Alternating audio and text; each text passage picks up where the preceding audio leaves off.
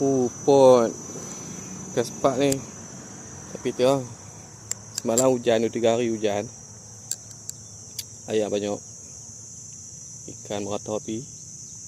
Lepas tu nak menjalau cukup payah. Jenuh ligan tu. Tak ni selalu yang surut ni. Yang surut memang ikan kumpul lah ni. Jadi sepak macam tu payah lah. Jadi macam satu kawah tu. Memang ikan banyak pasal dia parit dia. Parit ni dia masuk sini. Tapi bila ayak banyak ni faham lah. Dapatlah 2-3 ekor. Boleh lah. Tapi nak kena lagi spot lain pula lagi.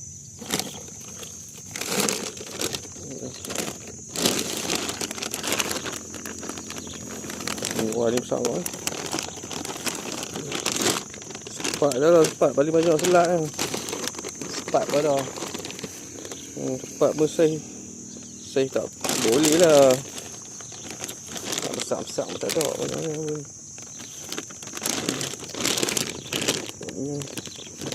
Kena pergi pot lain ni.